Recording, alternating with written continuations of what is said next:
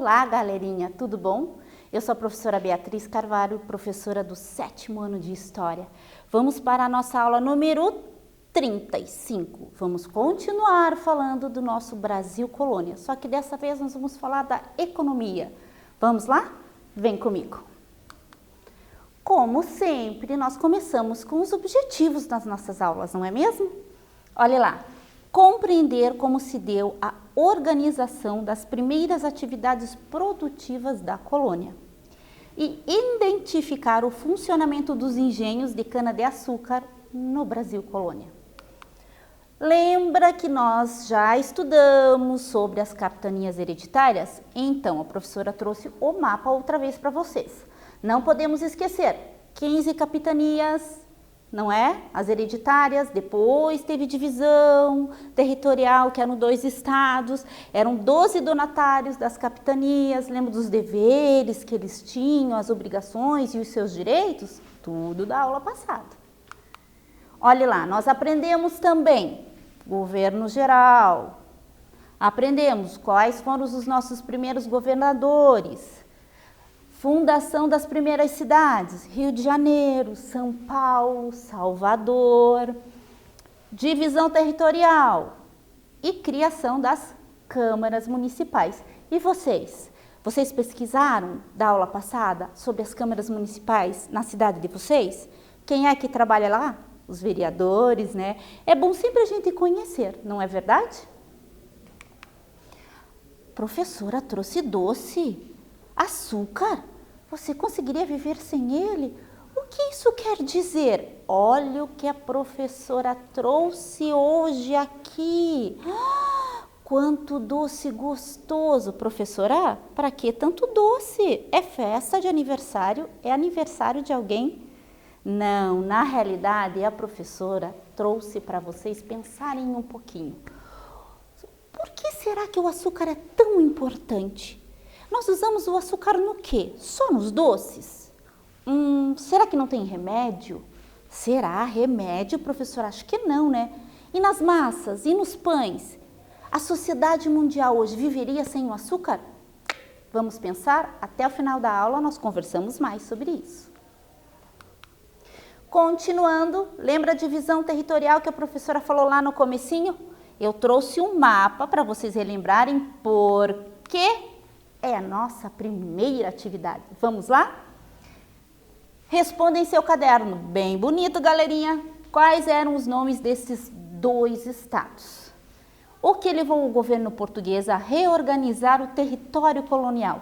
Isso tudo da aula passada, hein? Da aula passada. Vamos lá? Daqui a pouco eu volto e corrijo com vocês.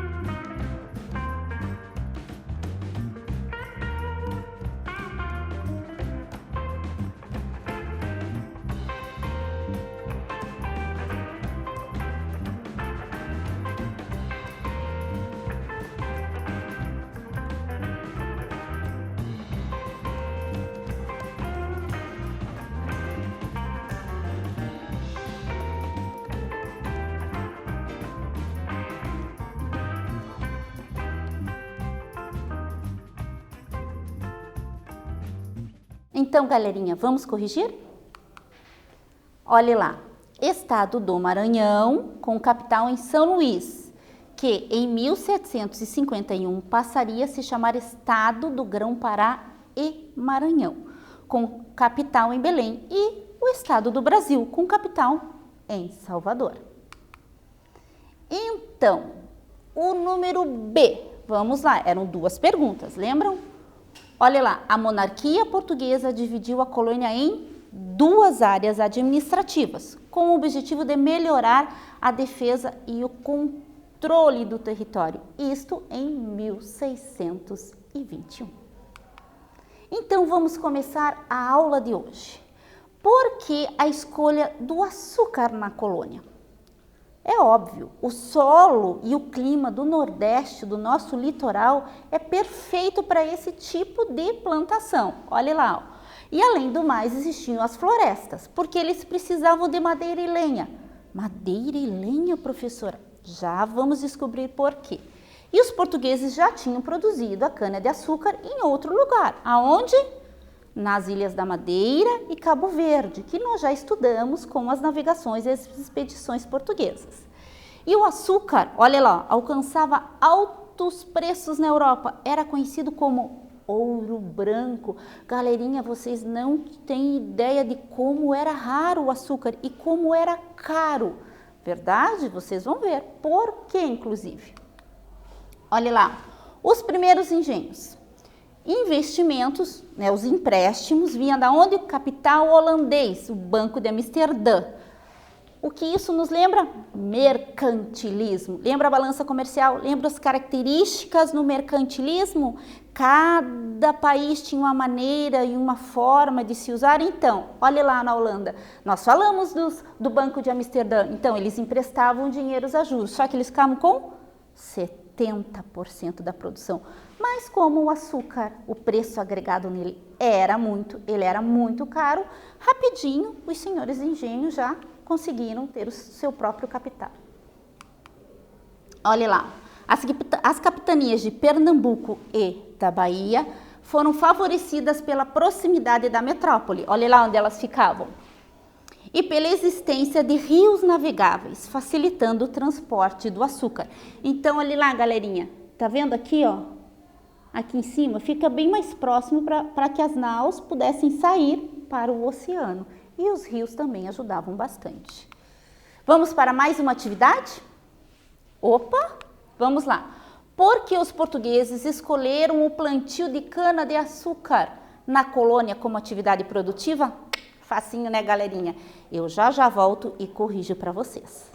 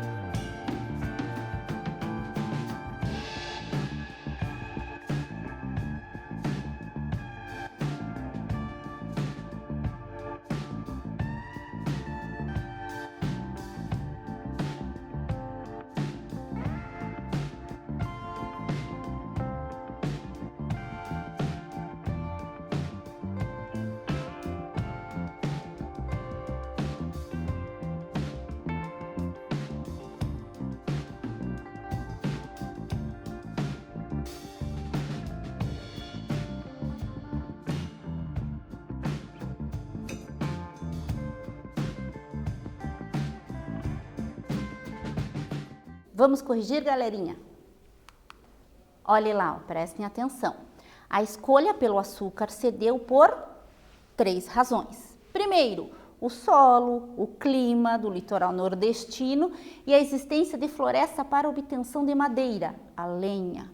Segundo, os portugueses já tinham produzido açúcar nas Ilhas da Madeira e Cabo Verde. E terceiro, o açúcar alcançava altos preços na Europa e era conhecido como ouro branco.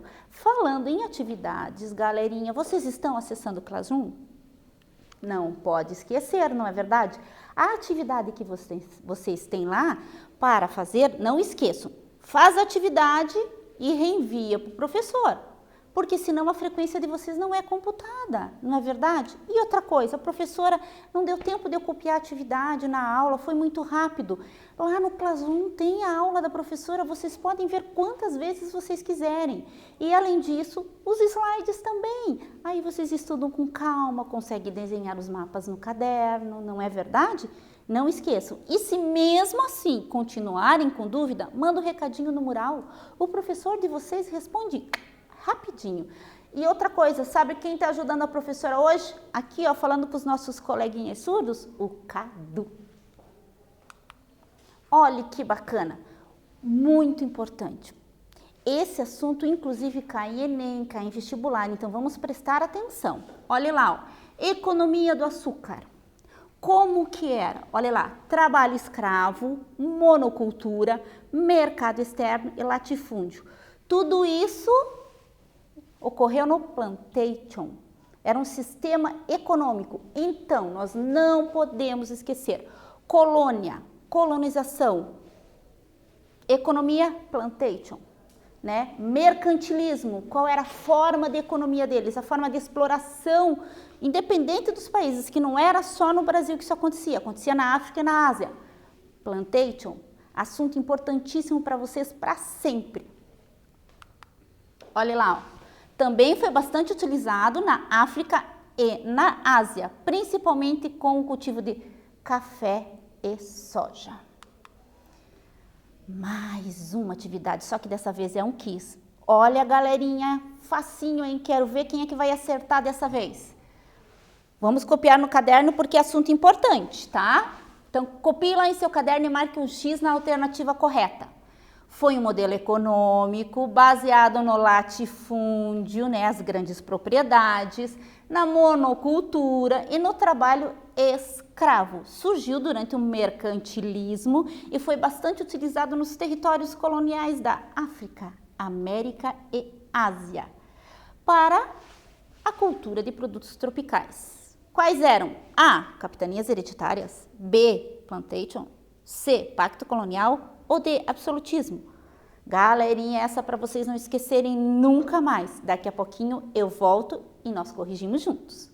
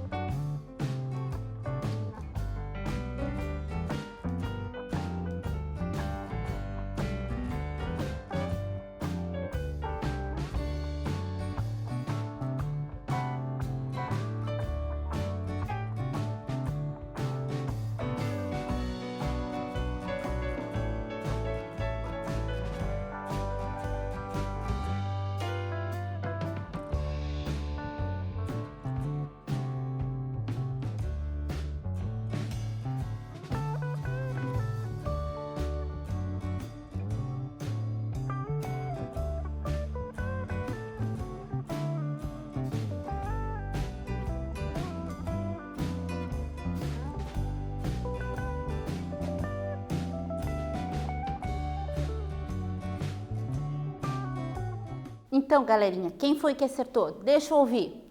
Ó, vou dar mais um tempinho para tentar ouvir qual desses que vocês fizeram. Vai lá. A, B, C ou D? Vamos ver? Deixa eu ver. Eu acho que eu ouvi o B. Isso mesmo. Plantation. Guerras. Sempre tem guerras em conquistas, né, galerinha? Olha lá. Escravidão dos indígenas. Os 3 primeiros governadores gerais, que nós estudamos na aula passada, promoveram guerras contra os povos originários, os nativos. Destruíram aldeias, para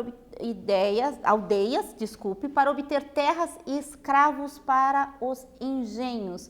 Nós vamos estudar como eu trouxe uma figura de como era o conjunto, o contexto do engenho de açúcar. Então precisava de muita gente para o trabalho. Em 1572, o engenho de Sergipe do Conde, um dos maiores da Bahia, mais de 90% dos trabalhadores eram povos originários indígenas e escravos. Olha lá, a professora trouxe aqui uma obra do Joaquim José de Miranda, tá? Que é a Conquistas dos Campos de Guarapuava. Só para vocês terem uma ideia, era um massacre. Dos 2 lados, mas claro, sempre os indígenas acabavam perdendo, né? Como a professora já comentou na aula passada. Os portugueses já conheciam a pólvora, os índios não, né? Então, ó, eles chegavam e tomavam conta, os que sobreviviam se tornavam escravos e tomavam as terras. Olha só, isso é muito interessante, galerinha, muito bacana. Vamos lá. O que era o engenho em si, tá? O engenho era essa parte aqui, ó, que diz moenda, pulgar e caldeira.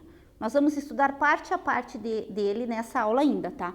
Mas o contexto dele era enorme. Olha lá, nós tínhamos a casa grande, onde moravam os donos. Nós tínhamos as senzalas, claro, porque tinham escravos. Só que também tinham trabalhadores livres, que eram os mestres açucareiros, né? E então tinha que ter a casa, a morada dos trabalhadores livres. Nós tínhamos também toda essa parte da floresta. Por quê? Porque tinha fornalha.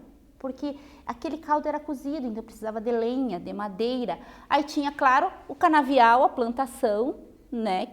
A roça, porque eles tinham que plantar alimentos para a subsistência deles, né? Porque não existia helicóptero, não existia avião, não é verdade? Todo o transporte era através de mulas, então era muito mais fácil você plantar os alimentos, né? E todo esse transporte, olha só, tudo isso girava, a economia girava todo em torno disso daqui, tá? Aqui, ó, essa moenda que nós vamos conhecer, eu trouxe uma foto para vocês, ó, é a roda d'água que gira ela, mas também existia atração animal. Então, olha lá, ó, como eram os engenhos, o que tinha neles? As matas, né? O canavial, a casa do engenho, a roça, a casa grande, a senzala, a capela. Os jesuítas vieram junto, lembra? Então, para catequizar, para educar, e a moradia dos trabalhadores livres. Olha só, essa aqui é uma imagem lá na época do cultivo da cana. Então, o que a professora trouxe para vocês? Nós vamos trabalhar com bastante imagens, tá? Para vocês aprenderem a identificar história na iconografia. Então, quando se mostra, você já consegue saber que época que o que a indumentária, a vestimenta, quer dizer, o movimento, quer dizer, o que o artista que fez quis nos mostrar, tá? Então, olha lá, o que nós conseguimos ver? Que esse aqui é o senhor de engenho. Como que você sabe, professora? Primeiro, ele está em cima do cavalo, está acima de todos. E a indumentária, a roupa dele, ele está de cartola, ele está com uma roupa mais aciada, dá para ver que o tecido é um pouco mais fino. Este aqui provavelmente deve ser o feitor mor, que era o segundo homem do engenho. Tá, pode ver, ele também está de cartola, ele está um pouco, né, ele não está com vestimenta rude, né? Aqui nós temos os escravos e este aqui, ó, em cima também não é escravo. Como que você sabe, professora? Pode perceber, ó, primeiro o artista pintou ele um pouco mais claro e segundo, ó, ele está ajudando, está auxiliando, mas ele não está junto com os outros escravos. Olha lá, a moenda. Vamos entender o que era a moenda. Ó, onde a cana era moída, o caldo escorria por calhas até um recipiente grande levado para as caldeiras, tá? Isso aqui é uma obra de Benedito Calixto de Jesus, tá? Moagem de cana, Fazenda Cachoeira, Campinas, 1830. A professora mostrou que tinha roda d'água. Aqui era tração animal. Por isso nós vamos estudar como a pecuária também foi importante, tá? Olha lá, ó. Agora vamos ver o que o artista quis nos dizer. Que a pecuária era importante porque precisava dos animais, que os escravos, olha só, né, trabalhavam. Tá vendo este aqui, ó, sentadinho? Por que ele é o único que está lá sentadinho, enquanto os outros estão carregando peso? Porque ele era um homem livre, ele era o mestre do açúcar, ou um dos feitores. Olha lá, ó. Depois que saía da moenda, ele ia para a casa das caldeiras. Aquele caldo da moenda, galerinha, sabe o caldo de cana? Que é uma delícia, principalmente no verão, quando a gente está com muita sede. Sempre tem o tiozinho do caldo de cana por perto da nossa casa, não é verdade? No litoral. Então, era mais ou menos aquele sistema, só que numa proporção bem maior. Então, era mais ou menos aquele líquido que saía da cana, tá? Então, ó, depois ele tinha que ser cozido, tá? Ó, em grandes tachos e se retiravam, onde se retiravam as impurezas. Por isso da lenha, por isso da madeira. Era uma fornalha enorme. Ó, então, ele se tornava um melado grosso. Era colocado em formas de barro com orifício no fundo levado para a casa de pulgar. Nós temos fotos também, mas esses jarros de barro, essas formas, imaginem um funil. Ele era um funil ao contrário. Assim, ó, galerinha. Tá? Olha lá, ó. Aí iam para a casa de purgar. Esse melado permanecia nessas formas até se cristalizar. Ele ficava parecendo sal grosso. Durante a formação dos cristais de açúcar, o furo das formas permanecia fechado. Depois ele era aberto, permitindo a passagem do mel. E depois ele ia para o sol para secar durante 20 dias, que era chamado de pão de açúcar. Esse melzinho que saía, ele separava. O açúcar cristalizado separava como se fosse água e óleo. E esse finalzinho era um meladinho.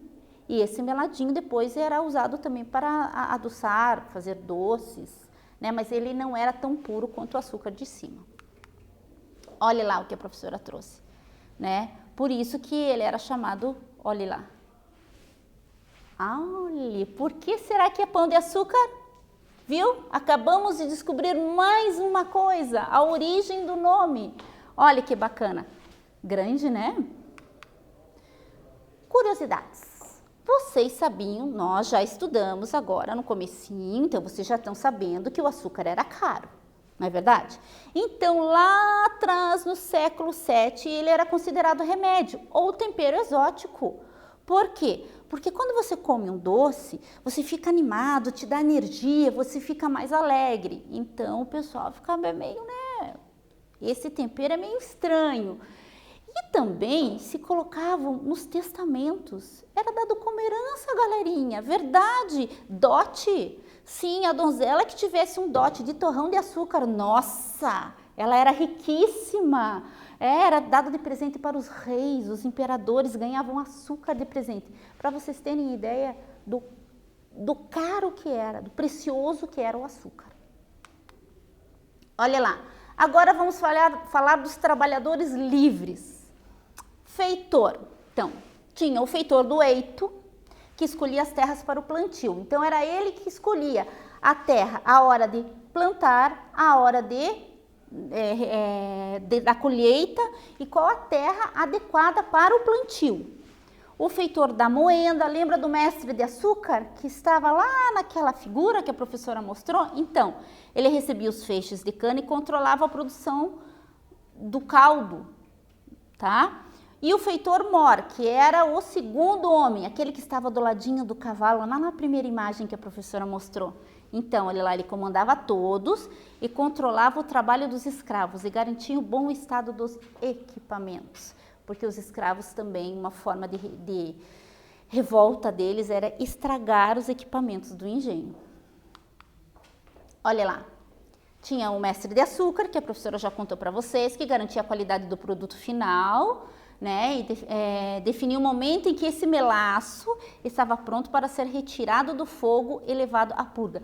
Galerinha, vocês imaginem o calor que eles passavam.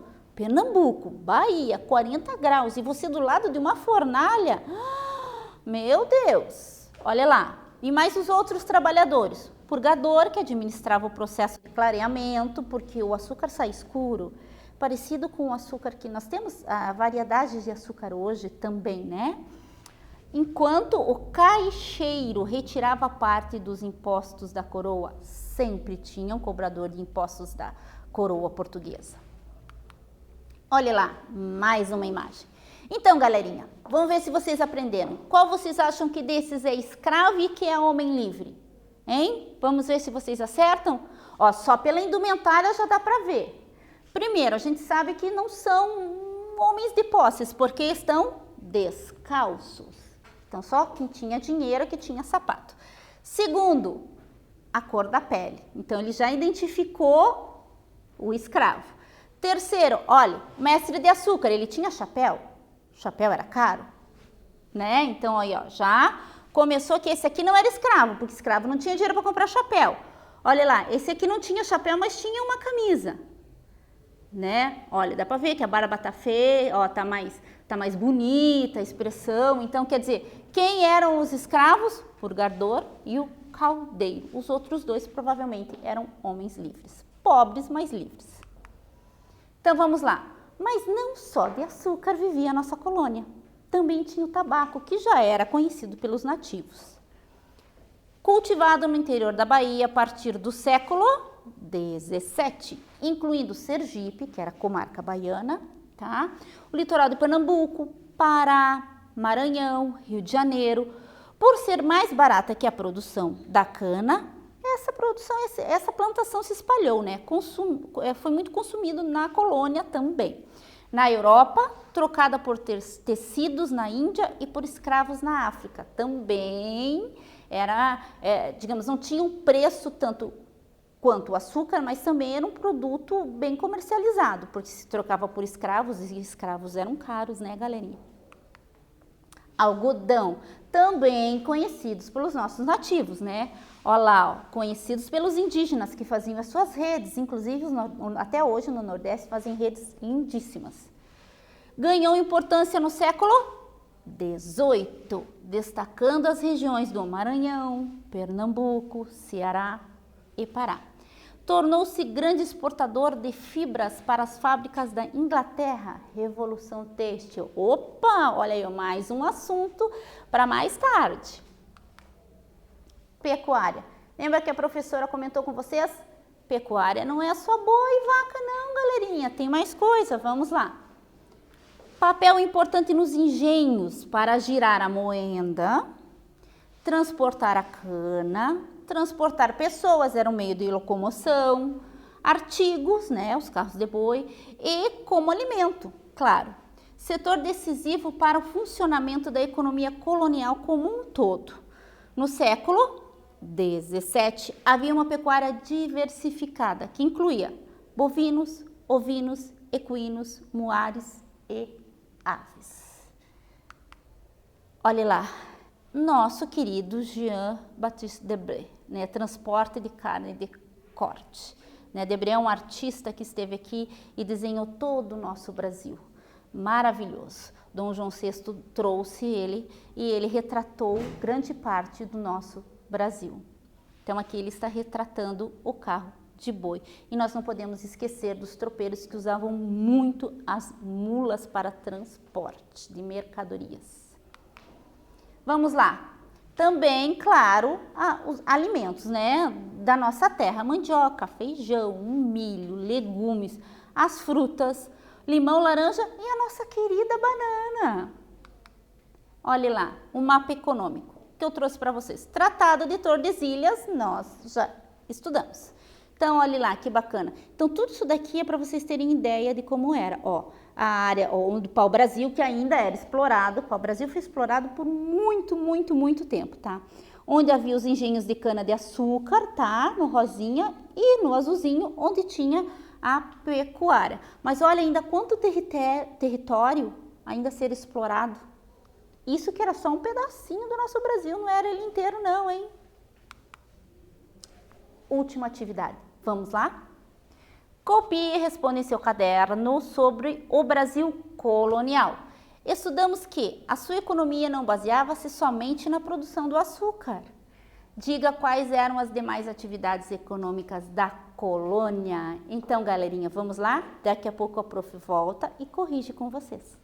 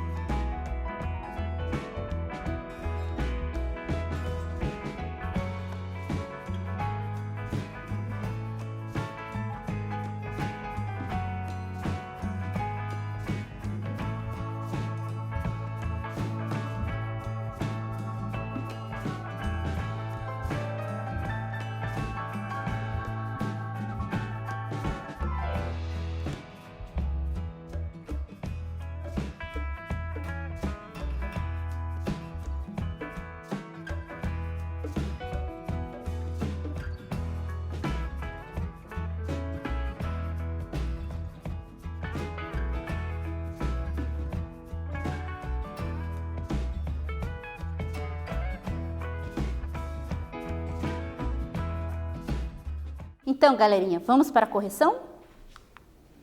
Olha lá, pecuária, criação do gado, plantação de fumo, tabaco, algodão, de alimentos tais como mandioca, feijão, milho, legumes e frutas. O que nós aprendemos? Nossa, professora, tanta coisa, né? toda a parte o começo da economia colonial nós aprendemos sobre os engenhos de cana-de-açúcar e seu funcionamento, sobre a agricultura colonial. É muito importante a gente entender, galerinha, como começou a economia do nosso país. O porquê que ele cresceu, como ele se desenvolveu, porque através disso nós vamos entender também o desenvolvimento da sociedade, como se desenvolveu a sociedade colonial e depois Brasil imperial e depois o República. Então, o que a professora sempre conversa com vocês, o que é história? História é uma corrente cheia de elos, né? E elas se interlaçam, lembra? Então, tudo tem conexão. E a história lá do comecinho do Brasil colonial tem conexão com os dias de hoje, sim. O açúcar, não é verdade? Como a professora contou para vocês, como nós usamos o açúcar. O açúcar está nos remédios, o açúcar está nas massas, não é só nos doces. Você sabia que tinha açúcar no nosso shampoo? Shampoo, condicionador, sabonete tem açúcar, Então, para vocês terem ideia do quanto isso foi importante para o nosso Brasil, não é verdade? Então, galerinha, gostaram da aula? Espero que sim. Qualquer coisa, manda um recadinho no mural para o professor de vocês que ele tira as dúvidas. Combinado? Espero vocês sem falta para a próxima aula, que nós vamos retomar alguns assuntos do trimestre, certo? Até lá!